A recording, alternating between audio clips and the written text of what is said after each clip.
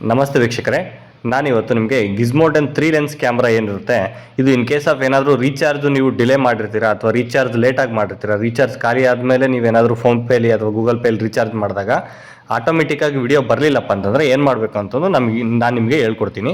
ಈ ಕ್ಯಾಮ್ರಾ ನಾನು ಕೆಳಗಡೆ ಇಟ್ಟು ತೋರಿಸ್ತಾ ಇದ್ದೀನಿ. ಇದು ನೀವು ಮೇಲೆ ಎಲ್ಲಾದರೂ ಫಿಕ್ಸ್ ಮಾಡಿರ್ತೀರಲ್ಲ, ಅಲ್ಲಿಗೆ ನೀವು ಏಣಿ ಹಾಕ್ಕೊಂಡು ಫಸ್ಟು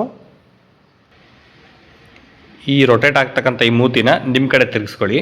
ಅದಾದ ನಂತರ ಇಲ್ಲೊಂದು ರಬ್ಬರ್ ಇದೆ, ಇದು ರಬ್ಬರ್ ಕ್ಯಾಪ್. ಈ ರಬ್ಬರ್ ಕ್ಯಾಪ್ನ ನೀವು ಸೈಡಿಗೆ ತಿರುಗಿಸಿ ಸೈಡಿಗೆ ತೆಗಿಬೋದು. ಅದಾದಮೇಲೆ ನೋಡ್ಬೋದು ನಿಮಗಿಲ್ಲಿ ಒಂದು ಬಟನ್ ಕಾಣಿಸ್ತಾ ಇದೆ, ಮೆಮೊರಿ ಕಾರ್ಡು, ಸಿಮ್ ಕಾರ್ಡು, ಅದರ ಪಕ್ಕದಲ್ಲಿ ಒಂದು ಚಿಕ್ಕದಾಗಿರ್ತಕ್ಕಂಥ ಕಪ್ಪು ಬಟನ್ ಇದೆ. ಆ ಬಟನ್ನ ನೀವು ಪ್ರೆಸ್ ಮಾಡಿ ಒತ್ತಿ ಹಿಡ್ಕೋಬೇಕಾಗುತ್ತೆ. ಆ ಬಟನ್ನು ನಿಮಗೆ ಕೈಗೆ ಸಿಗಲ್ಲ ಆ್ಯಕ್ಚುಲಿ, ಅದಕ್ಕೋಸ್ಕರ ನೀವು ಗಾಡಿ ಬೀಗನೋ ಅಥವಾ ಪೆನ್ ಏನಾದರೂ ಉಪಯೋಗಿಸ್ಬೇಕಾಗುತ್ತೆ. ನಾನು ತೋರಿಸ್ತೀನಿ ನೋಡಿ.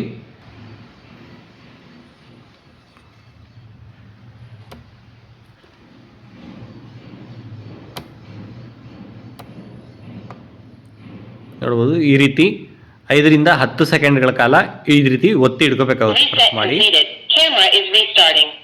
ಈ ಥರ ವಾಯ್ಸ್ ಬಂದಾಗ ನೀವು ಕೈ ಬಿಡಿ, ಅದನ್ನು ಇಲ್ಲಿದೆಯಲ್ಲ ಇದೇ ಬಟನ್.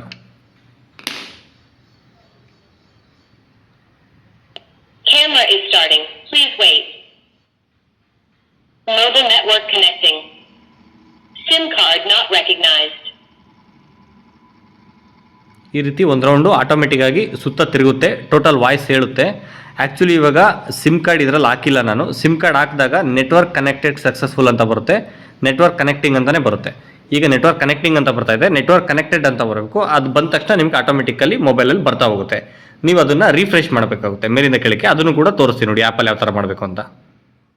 ನಿಮ್ಮ ಮೊಬೈಲಲ್ಲಿ ಆ್ಯಪ್ ಓಪನ್ ಮಾಡಿಬಿಟ್ಟು ಮೇಲಿಂದ ಕೆಳಗಡೆ ಬೆರಳಲ್ಲಿ ಕೆಳಗಡೆ ಎಳೀರಿ, ಅವಾಗ ಆಟೋಮೆಟಿಕ್ಕಾಗಿ ಆನ್ ಆಗ್ತಾ ಹೋಗುತ್ತೆ. ಇದು ರಿಫ್ರೆಶ್ ತಗೋತಾ ಇದೆ.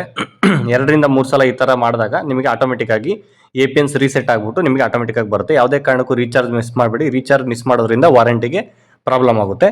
Thank you.